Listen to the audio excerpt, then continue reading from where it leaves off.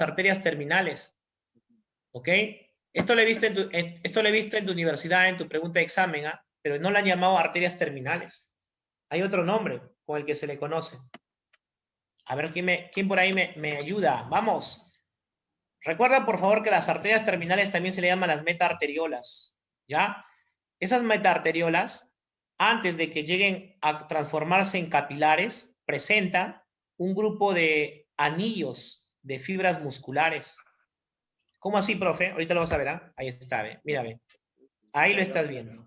¿Sí? Acá está, ve, mira. No voy a...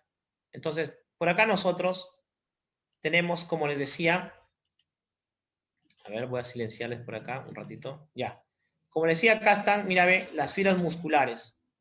Como son circulares, ya se comportan como esfínteres. Importante para regular el riego sanguíneo a nivel de los lechos capilares, chicos. Recordemos ello, ¿eh? No te olvides. Ya está. Bueno, entonces, como actúa como un esfínter, aquí está, esfínter, ya decimos que se le conoce con el nombre del esfínter precapilar. Esa es la respuesta. No me están hablando de las arteriolas, ¿ah? Por si acaso, me están hablando de un anillo. El anillo es el esfínter precapilar. Muy bien. En la pregunta número 9, ¿qué nos están diciendo? Nos dicen, en la fase de potencial de acción en la que se abren los canales lentos de calcio que facilitan la entrada de iones calcio al interior de fibras al miocardio. A ver, vamos a explicarte con una imagen esto. A ver, mira, ve. Esto que está acá, esta imagen, chicos, nos expresa, pues, la forma como se activa o se despolarizan las células musculares de tu corazón. A ver, primero nosotros pasamos a una fase excitatoria, ¿ya? A esto se le llama despolarización. No te olvides que la despolarización de la musculatura cardíaca se da por la entrada de los canales rápidos de sodio. La despolarización o activación. Ya, profe. Profe, yo soy recontra mosca. A ver, ¿por qué? Mire, profe, acá dice despolarización, correcto. Y acá dice iones calcio. O sea que el calcio no tiene que ver con la despolarización. La despolarización tiene que ver con ¿quién? Con el sodio. Como yo soy vivazo, profe, voy colocando por acá. ¿ve? Y tú vas haciendo eso en tu cuaderno, seguramente, en tus apuntes. Si te ha venido esta pregunta, te pueden repetir, pero de esta misma pregunta enfocarlo de manera distinta. Te pueden preguntar, en la despolarización de las fibras musculares o miocárdicas, ¿qué canal se utiliza? Los canales rápidos de sodio. ¿Verdad? Tú eres un alumno bastante sagaz y por lo tanto ya lo tienes anotadito, ¿verdad? Ahora, luego de esto, cuando se llega a la parte superior, se produce el proceso de la contracción del músculo, porque ya se despolarizó, ya se activó el músculo, se contrae. Y tú sabías que luego de que se ha dado esa contracción, viene un estímulo nervioso que quiere volver a hacerle contraer a tu corazón, al miocardio, a las células musculares de tu corazón. Pero las células de tu corazón le dicen, espérate un momento, que ya me he contraído, déjame descansar. Y mira cómo por acá descansa, ¿ve? Por acá está descansando. A esta etapa de descanso ya se le conoce con el nombre de la etapa de meseta, ¿correcto? En la etapa de meseta, el principal ion que ingresa es el de calcio. Ingresa por los canales lentos de calcio. Profe, acá está, ¿ve? Canales lentos de calcio. Ah, ya sé, profe, la respuesta es meseta. Claro que sí, la respuesta es meseta. Ahora, profe, pero yo tengo que aprovechar al máximo esta diapositiva, esta imagen. ¿Y qué pasa si en mi examen me preguntan por la repolarización? Profe, ¿qué es la repolarización? Ah, la repolarización es cuando tus fibras musculares miocárdicas se inactivan. Mira quiénes están participando, los canales de potasio, pero ya no están entrando como el calcio y el sodio están entrando acá, ¿ve? Estos están saliendo. En la repolarización sale el potasio de Las células musculares. Ya. A ver. Entonces acá la respuesta, ¿cuál es? A ver quién me dice. A ver si entendió cuál es la respuesta. La fase del potencial de acción donde se abren los canales lentos de calcio. ¿En qué fase se abren los canales lentos? Ahí está la respuesta. Meseta. Muy bien. Excelente. Marqué ahí la respuesta. Siguiente, onda que representa la repolarización ventricular. Repolarización, por favor, escríbeme el chat. ¿Es activación o inactivación muscular? Me dices que será activación o inactivación muscular. ¿Qué será la repolarización, chicos? La repolarización, activación o inactivación, contracción o relajación. ¿Qué cosa es la repolarización? Dímelo. ¿Nadie? A ver, ¿qué me dices? Vamos, escribe. ¿Qué será la repolarización, chicos? Es el estado de relajación, el estado de inactivación. Recontra fácil esta pregunta. Ahí te va tu electro. Muy bien, la onda P, esta es la onda P. La onda P nos indica la contracción de las aurículas durante la fase de llenado. El complejo QRS hace referencia a la despolarización de los ventrículos y la onda T, acá está, hace referencia a la repolarización, ya no despolarización, sino repolarización de los ventrículos. Entonces marcamos nuestra clave E. Muy bien, entonces ahí nosotros tenemos la pregunta número 10. Ya está. Pasemos a la pregunta número 11. El volumen de sangre que expulsa el ventrículo izquierdo hacia la aorta. A ver, cuando nosotros hablamos del volumen de sangre, por si acaso, que expulsa hacia la aorta, ¿ya? Entonces, a eso nosotros le vamos a llamar de frente a gasto cardíaco, ¿sí? Ahí está, ¿ve? Por acá nosotros tenemos el gasto cardíaco, que es igual al volumen sistólico por la frecuencia cardíaca. No te olvides. ¿Ah? La frecuencia cardíaca puede aumentar, puede aumentar. ¿Qué hace que aumente la frecuencia cardíaca? Por favor, este cuadro de vital importancia, chicos. A ver, por ahí alguien me escribió.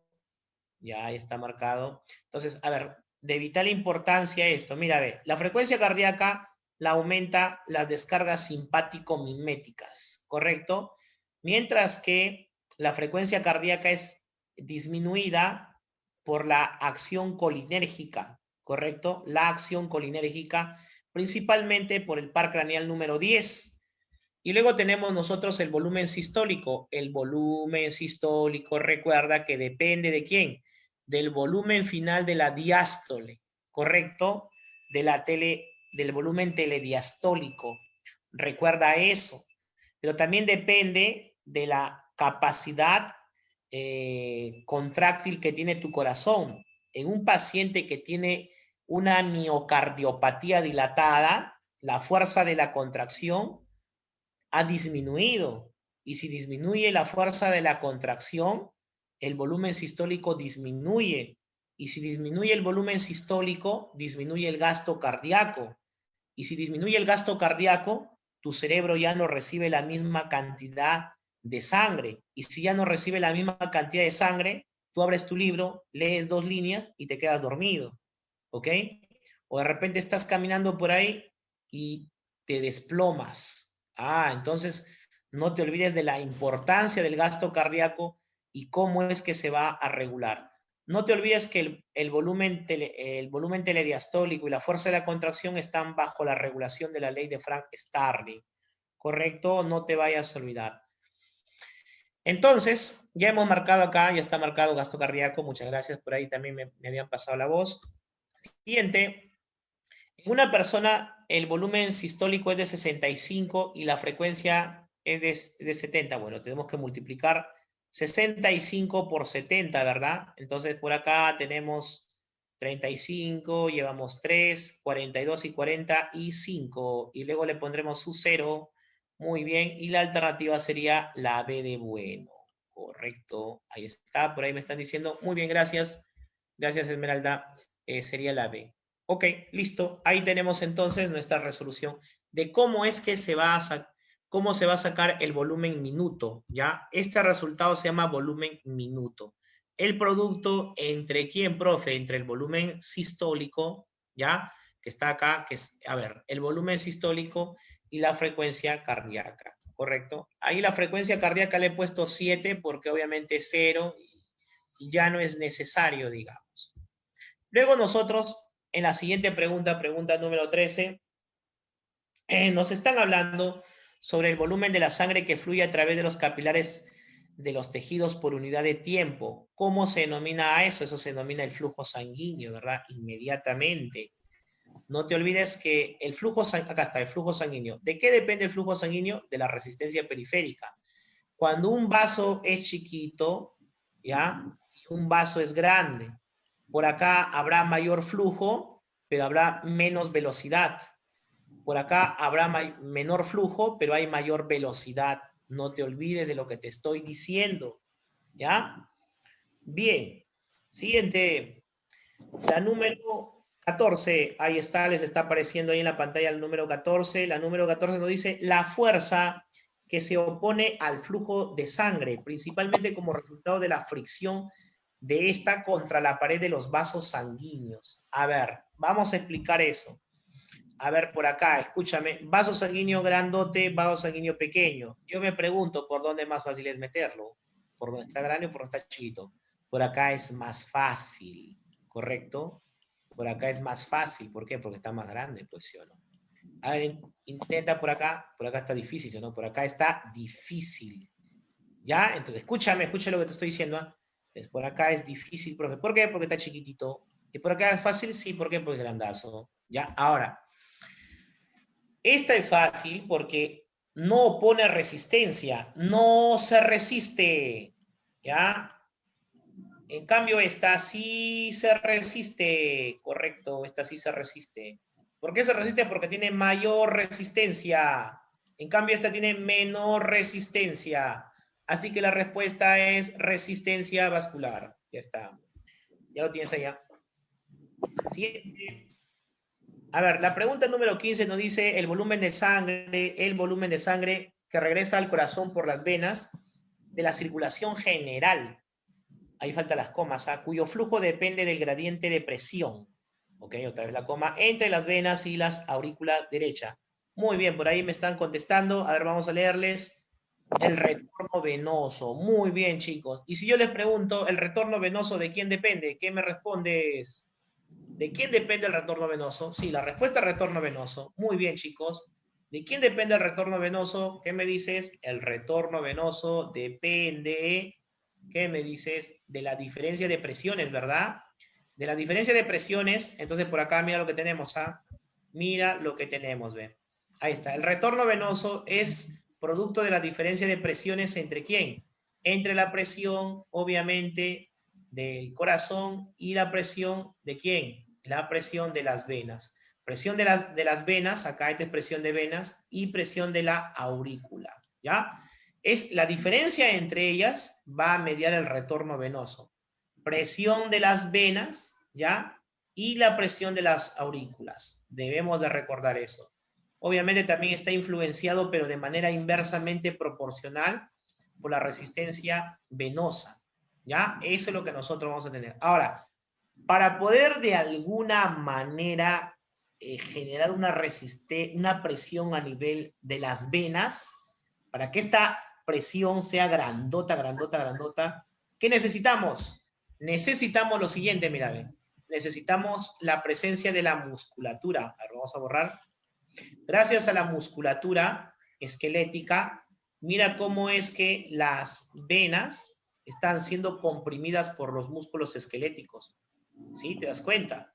Ello va a generar un aumento de la presión a nivel venoso. Entonces, la presión de las venas supera a la de las aurículas, sobre todo a la de la aurícula derecha, y se produce el retorno venoso. Profe, ¿por qué no ha puesto aurícula izquierda? ¿Alguien me dice por qué no ha puesto aurícula izquierda?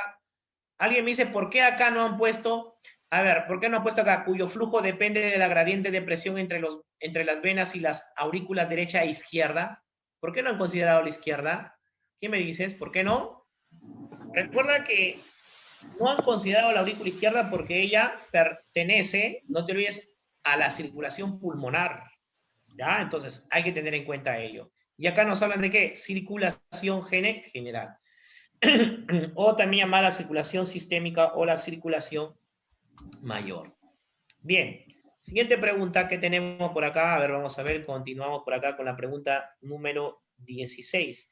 En la pregunta 16 nos dicen, permite la acción en el mantenimiento de la presión arterial y son muy importantes en los cambios de postura. Recordemos que a eso se le conoce con el nombre de reflejo de los varoreceptores, ¿verdad?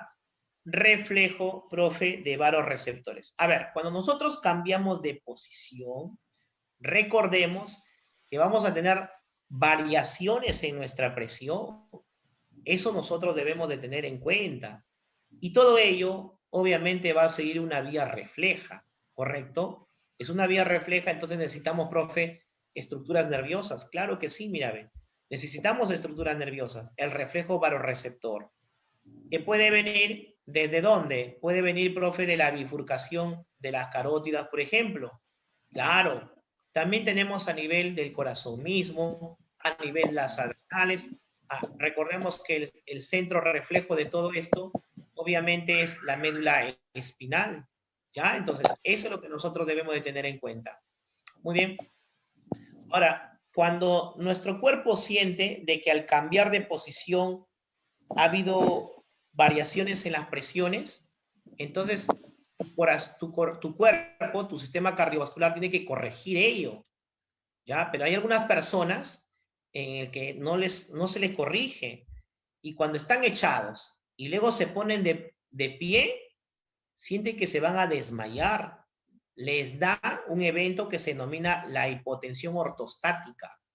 ¿Ok? ¿Por qué? Porque su cuerpo, su sistema cardiovascular no es capaz de regular las variaciones de presiones que se generan a nivel de las estructuras vasculares cuando nosotros pasamos de estar echados a ponernos de pie.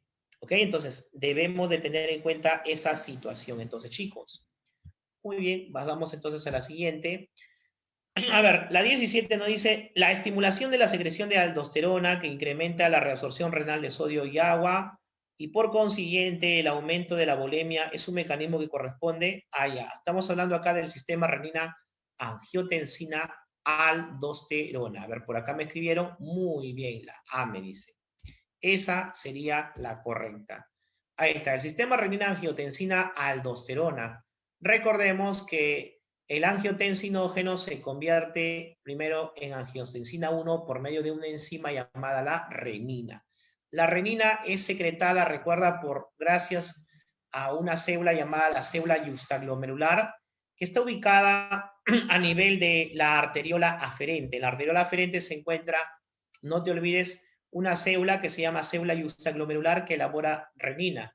Ahora, ¿cuándo se da la activación de esa célula yuxtaglomerular para que elabore renina? Cuando hay una disminución de la perfusión renal, o sea, cuando le está llegando poca sangre al riñón, cuando hay una disminución en la entrega de sodio y también por actividad simpática. Ahora, la renina transforma al angiotensinógeno en angiotensina 1. La angiotensina 1 pasa por los capilares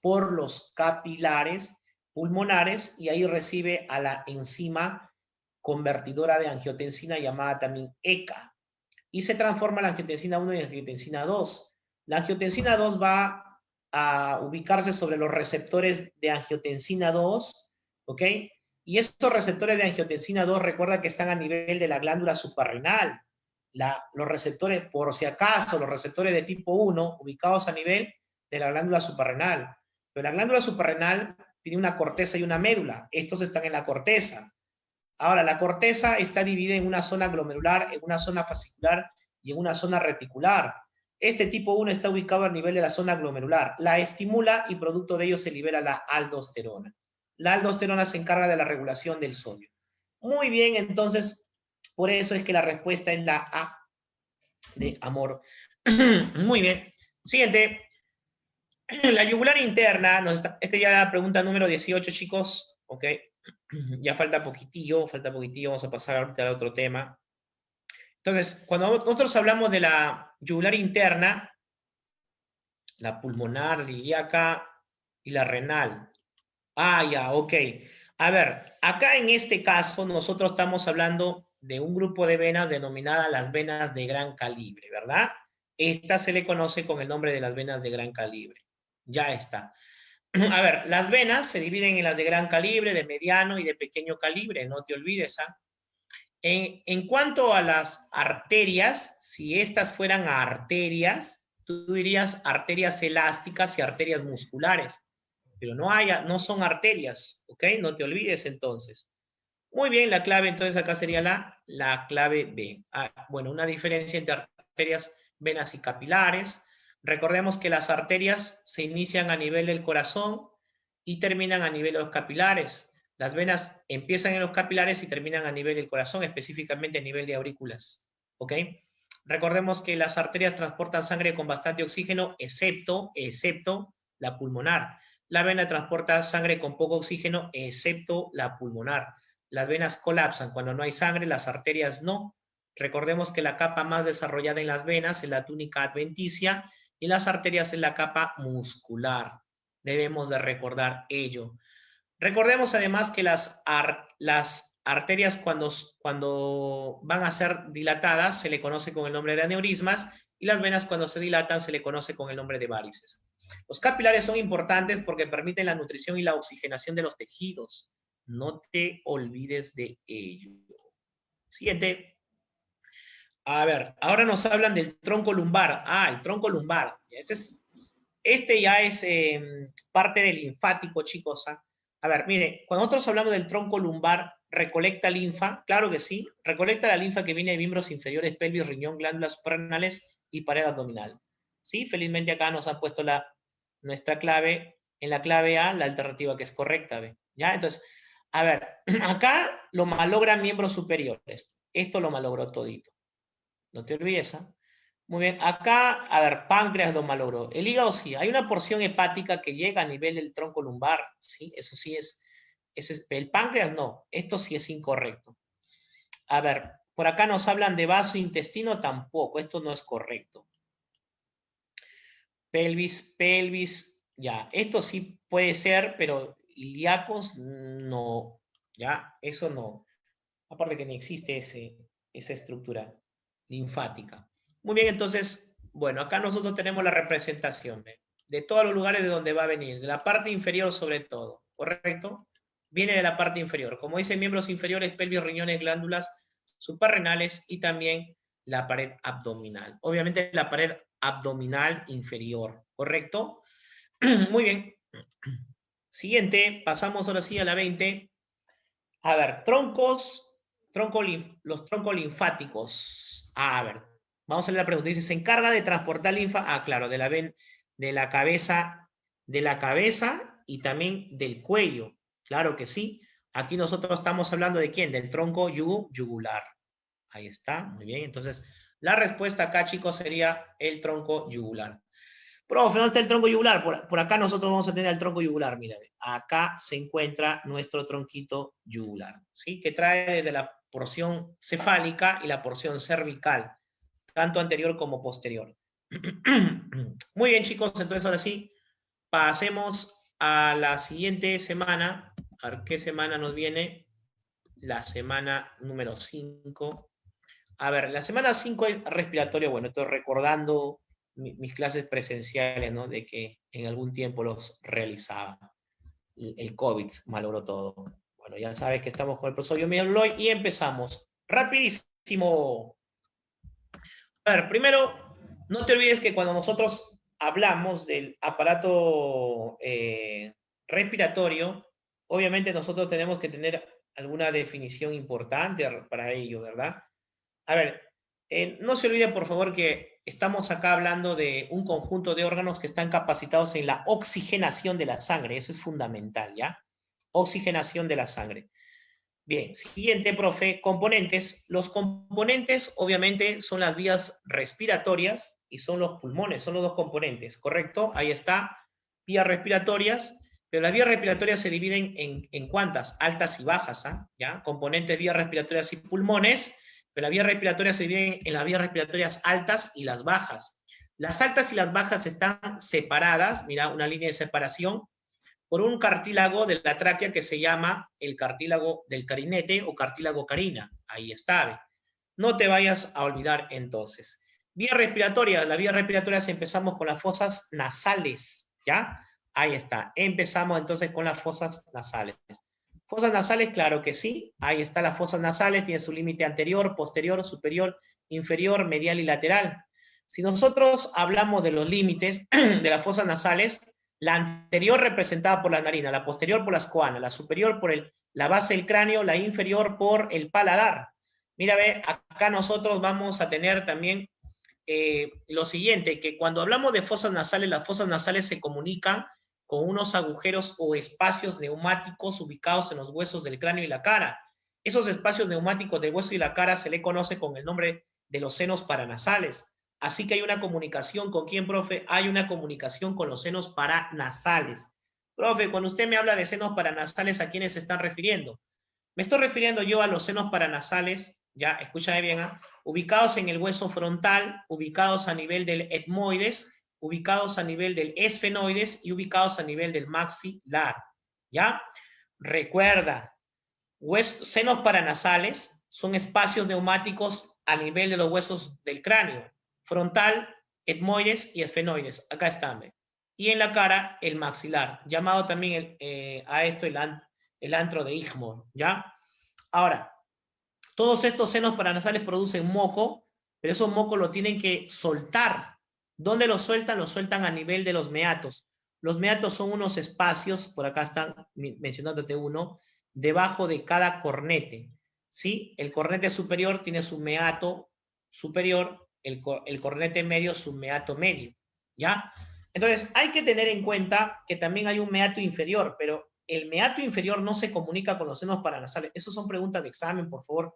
Hay que meterle bastante ojo y son muy repetitivos en CEPRE-1, así que hay que tener en cuenta eso, chicos, por favor. Entonces, en ese sentido, nosotros tenemos que mencionar, por ejemplo, ¿no? En el meato superior, por acá está el meato superior. ¿Quién va a desembocar en el meato superior? En el meato superior desemboca, no te olvides, por favor, el seno esfenoidal, perdón, el seno esfenoidal, que está acá, el seno esfenoidal, ¿ya? Y también las celdías etmoidales posteriores. Ellos van a desembocar en el meato superior. Y en el meato medio, profe, que está por acá, en el meato medio desemboca, no te olvides, el seno frontal y también el seno maxilar con las etmoidales anteriores. Ya está. Profe, y en el meato inferior, ya dije que el meato inferior no se comunica con ningún seno. Y entonces, ¿quién desemboca ahí? Desemboca el conducto lacrimonasal que transporta lágrimas. Esas lágrimas son drenadas a ese nivel. Ok, límites de las fosas nasales. Ahí te van los límites de las fosas nasales, un superior, inferior, que ya te lo he mencionado, anterior, posterior, medial y lateral. Superior, base del cráneo, inferior, paladar, anterior, las narinas, posterior, las coanas, la media, el tabique nasal, lateral, los cornetes. La base del cráneo formada por estos 4 huesos. Y luego nosotros tenemos también al paladar. Cuando nosotros hablamos del paladar, estamos hablando del paladar duro y blando. El paladar duro formado por 2 huesos, maxilar y palatino, y el blando formado por el velo del paladar. ¿Ok? Luego de ello nosotros tenemos al tabique nasal que está formado por 2 huesos. Recordemos que uno de ellos es el vómer y el otro es la lámina perpendicular del hueso etmoides. Muy bien. Las fosas nasales tienen 3 regiones, la región respiratoria, la región vestibular y también está la región olfatoria. La región vestibular, recuerda que es la parte más anterior de tus fosas nasales, presenta epitelio poliestratificado plano.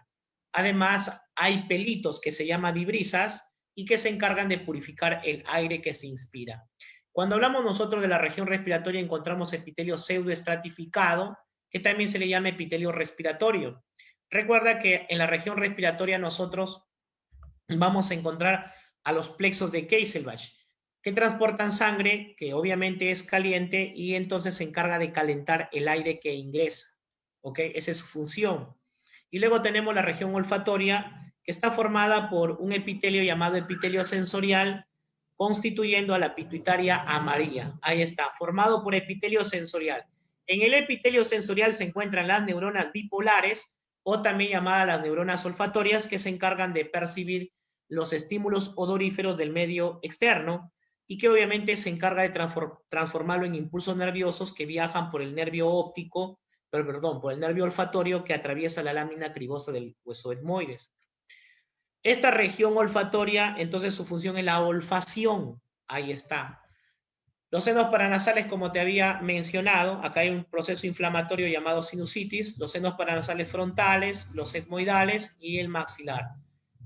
Acá está el cornete superior y este es su meato superior, este es el cornete medio y acá está su meato medio, el cornete inferior y su meato inferior. Recuerda que el meato inferior recibe lágrimas, ¿ok? Faringe, 3 regiones, nasofaringe, orofaringe y laringofaringe. Recordemos que es un órgano músculo membranoso, ¿ok? Porque está formado por estructuras membranosas y además es una estructura constituida por musculatura. No te olvides, por favor, que es un órgano mixto. ¿Por qué es un órgano mixto? Porque, por ejemplo, la porción denominada orofaringe, por ahí pasa el aire para la función respiratoria, pero por ahí también pasa el bolo alimentario para la función digestiva. Por eso que es un órgano mixto, porque tiene función digestiva y función respiratoria con una longitud aproximadamente de 14 centímetros. Empieza a nivel de la vértebra cervical número 1 y se extiende hasta la vértebra cervical número 6. Todo ello 14 centímetros. Recuerda que cuando nosotros hablamos de la nasofaringe empieza en la cervical 1 y termina a nivel del velo del paladar. Cuando nosotros hablamos de la orofaringe empieza en el velo del paladar y se extiende hasta el hueso hioides, ¿correcto? Y luego, cuando hablamos de la laringofaringe se extiende desde el hueso hioides hasta la sexta vértebra cervical, haciendo una limitación topográfica de los constituyentes de la faringe. Entonces, por acá tenemos otra vez las regiones, la nasofaringe, tenemos a la bucofaringe y tenemos a la laringofaringe. Recordemos que la nasofaringe tiene epitelio respiratorio, o sea, pseudoestratificado. En cambio, cuando hablamos de bucofaringe, la bucofaringe y la laringofaringe tienen epitelio poliestratificado plano de tipo no queratinizado. No te olvides, por favor, que acá está la configuración de las fosas nasales y cómo es que se comunica por medio de las coanas, o también llamadas narinas posteriores, con la nasofaringe. Por acá está la configuración de la boca y cómo es que se comunica con la orofaringe a través del istmo de las fauces. La configuración laringea y cómo es que se comunica con la hipofaringe o laringofaringe por medio del aditus laringio o la apertura faringolaringea, ¿correcto? Debemos de tener en cuenta esa denotación conceptual que es importante. Muy bien. Además, recuerda que en la nasofaringe se encuentra el agujero, que si yo introdujera por ahí mi dedito, y si mi dedo fuese realmente largo y realmente delgado para atravesar ese agujero, llegaría a nivel del oído, ¿correcto? Entonces, debido a que este es el inicio de un conducto llamado la trompa de Eustaquio, no te olvides, ¿ah? La laringe, en cambio, es una estructura músculo-cartilaginosa. La faringe era músculo-membranosa. Cuidado con las definiciones conceptuales, hay que tener cuidado con ello. La laringe presenta una estructura cartilaginosa muy bien dotada, además que tiene un epitelio pseudoestratificado, aunque hay un lugar donde no hay pseudoestratificado, que ya lo vamos a ver. No te olvides que presenta 9 cartílagos que ahorita le vamos a mencionar. Se le conoce con el nombre de la caja de la voz porque es el lugar donde se emite la voz humana. Su longitud es pequeña en relación a la faringe, 4,4 centímetros. Y además empieza a nivel de cervical 4 y termina a nivel de cervical 6. A ver, hay que tener en cuenta que la hipofaringe no está encima de la laringe. La hipofaringe o laringofaringe está detrás de la laringe. La laringe está por detrás. Perdón, la laringe está por delante. No te olvides entonces de esa situación. O sea, en cuanto a la ubicuidad, nosotros podemos decir que la laringe está ubicado anterior a la laringofaringe o hipofaringe. Está ubicado en posición súpero anterior al esófago y está ubicado en posición ínfero anterior a la orofaringe. Esa sería su ubicuidad. Presenta la glotis, que debe de ser cerrada por la epiglotis para evitar de que nos atragantemos cuando estamos en el proceso de la deglución del bolo alimentario. Muy bien, cartílagos de la laringe. Bueno, acá nosotros tenemos los cartílagos de la laringe. Recordemos, por favor, que vamos a tener nosotros cartílagos pares e impares. Los impares son la epiglotis, tiroides y cricoides. A ver, parece que no les he escrito y se me fue ahí. Ya, entonces, los impares son quienes, epiglotis, tiroides y cricoides. En cuanto a los pares, nosotros tenemos a los corniculados, tenemos a los cuneiformes y tenemos al aritenoides, ¿correcto? Esos son los cartílagos pares. La laringe presenta inervación, mira la inervación es bastante florida, pero también tenemos que tener en cuenta que hay unos pliegues. Mira, este es un pliegue que se llama cuerda vocal. Acá está la otra cuerda vocal. Las dos se llaman cuerdas vocales superiores. Por acá hay otro pliegue laringio que es la cuerda vocal inferior. Por acá también está la cuerda vocal inferior, ¿correcto? Ahora, este espacio entre las dos cuerdas vocales inferiores se le llama la glotis. Y esto que está acá es la epiglotis, que debe de doblarse y cerrar a esta glotis. ¿Ok? Ahora, por acá hay un espacio entre la cuerda vocal superior y la cuerda vocal inferior. Este espacio se llama ventrículo de Morgagni. Ventrículo de Morgagni. Mira, por favor, cómo es que la cuerda vocal inferior tiene un músculo llamado músculo vocal. Ahí está el músculo vocal integrando a la cuerda vocal inferior. Pero ahora observa la cuerda vocal superior, cómo es que no presenta a ese músculo vocal. Está exento del músculo vocal. Y si está exento, debe de ser seguramente porque se ha atrofiado la estructura muscular. La atrofia de la musculatura que debería de estar a nivel de las cuerdas vocales superiores se da por un proceso de desnervación, o sea, no llegan nervios, no hay nervios. En cambio, a nivel de las cuerdas inferiores hay inervación. El nervio se llama nervio laringio recurrente. Bueno, esto es simplemente las consecuencias para que ya no lo hagas, ¿ok? La tráquea, recuerda que la tráquea tiene una longitud aproximadamente de 12 hasta 15 centímetros, presenta entre 16 a 20 anillos cartilaginosos que son incompletos. Mira, lo de amarillo es cartílago, cartílago, cartílago, cartílago, pero no se completa todo el círculo, ¿ve? En la parte posterior hay un músculo que se llama el músculo traqueal. En la parte lateral y anterior sí encontramos cartílago, por eso que es un cartílago incompleto, porque no completa la circunferencia. Recuerda, por favor, que podemos tener hasta 20 anillos cartilaginosos dependiendo del tamaño de la persona, obviamente. El último anillo traqueal se llama carina. Allí, en carina, acá está en forma de calzoncillo, es la carina, y ahí se bifurca para originar a los bronquios. No te olvides, ¿ah? Cuando nosotros hablamos de los bronquios, tenemos bronquios primarios, los bronquios secundarios, y luego tenemos los bronquios terciarios. A los bronquios primarios se les llama también bronquios extrapulmonares. A los bronquios secundarios se les llama bronquiolobares.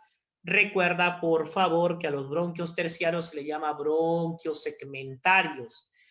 La pregunta de examen de admisión está en la diferencia de los bronquios primarios derecho e izquierdo.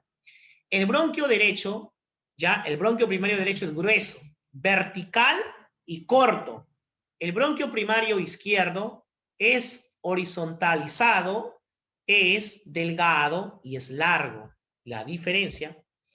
Bien, ahora, el lobulillo pulmonar es la unidad anátomo-funcional del aparato respiratorio, no te vayas a olvidar, que está integrado por la ramificación del bronquiolo respiratorio, del bronquiolo terminal, que vendría a ser un bronquiolo respiratorio, y luego por el conducto alveolar, y luego del conducto alveolar por los sacos alveolares, obviamente cada uno con su alveolo. Eso vendría a ser el lobulillo pulmonar. Pero el lobulillo pulmonar además presenta vasculatura venosa, vasculatura arterial, ¿ok? A ver, normalmente las arterias se pintan de rojo porque transportan mucha sangre, pero en este caso las que transportan sangre son las venas. Las arterias están ingresando y las venas están saliendo. Están ingresando con poco oxígeno y están saliendo cargadas de oxígeno. ¿Por qué? Porque a nivel de los alveolos que están acá se da el intercambio de oxígeno con CO2.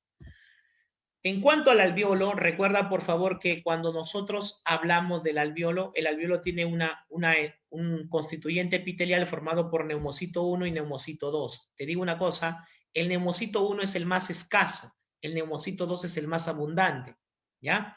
Pero a pesar de que el neumocito 2 es el más abundante, ocupa menor parte, constituye la menor porción de la superficie alveolar. Recuerda que solamente representa el 5% de la superficie alveolar. En cambio, el neumocito 1 representa el 95% de la superficie alveolar. El macrófago se le llama célula de polvo, no te olvides. Ahora, el neumocito 2 elabora el líquido surfactante, constituida por dipalmitoil fosfatidilcolina. El neumocito 1 es importante, ¿por qué? Porque se encarga del intercambio de gases, de oxígeno con CO2. Por acá, nosotros podemos mencionar que este es un glóbulo rojo, ¿ya? Los glóbulos rojos dentro del vaso sanguíneo. Este es la pared alveolar formada por neumocito número 1. Mira cómo el oxígeno ingresa, ¿ve? El oxígeno ingresa por diferencia de presiones. El oxígeno a nivel alveolar tiene una presión de 105 milímetros de mercurio y el oxígeno a nivel de la sangre del capilar alveolar tiene una presión de oxígeno de 40 milímetros de mercurio. Ahora, el CO2, mira cómo es que sale, ¿ve? ¿Y sale por qué? Porque la presión de CO2 a nivel de la sangre es de 45 milímetros de mercurio. En cambio, a nivel del alveolo es de 40 milímetros de mercurio. Por eso se produce el intercambio. Ahora, cuando digo que el oxígeno ingresa, atraviesa estructuras. Esas estructuras que atraviesa se les llama la membrana alveolo capilar. La membrana alveolo capilar es atravesada por el oxígeno. Atraviesa una capa, otra capa y otra capa. Primero tiene que atravesar el líquido surfactante, aunque algunos no lo consideran, ¿ya? Algunos lo consideran ¿desde dónde? Desde esta célula que está acá llamada neumocito 1, que está formando un epitelio llamado epitelio alveolar. Luego atraviesa una membrana basal, no te olvides, la membrana basal alveolar. Luego de ello va a atravesar otra membrana basal, esta es la membrana basal ya de los capilares, ¿ok? Y luego nosotros decimos que atraviesa el endotelio, que es la pared del capilar. El endotelio, acá he puesto en epitelio endotelial, ¿ok? Y luego llega la sangre. Ahora, pulmones, diferencia entre pulmones, no te olvides que el derecho es mucho más grande, 600 gramos contra los 500 del izquierdo. Recordemos, por favor, que cuando hablamos nosotros del pulmón derecho presenta 3 fisuras, ¿ya? La fisura horizontal, la fisura oblicua. En cambio, cuando nosotros hablamos del pulmón izquierdo, solamente presenta una fisura que es la fisura oblicua. Cuando hablamos nosotros de los lóbulos, este tiene 3 lóbulos, lóbulo superior, medio, inferior. En cambio, el otro tiene dos lóbulos, el superior y el medio solamente, porque el lóbulo superior e inferior nada más tiene la izquierda, porque el lóbulo medio se ha transformado en un remanente, en una estructura atrofiada llamada língula. No te olvides que la língula entonces está presente en el lado izquierdo. En cuanto a la capacidad volumétrica, ahí la tenemos, 875 contra 750 del izquierdo. Muy bien, entonces, chicos, hemos terminado la semana número 5, ya la semana 5 está terminado. Entonces, la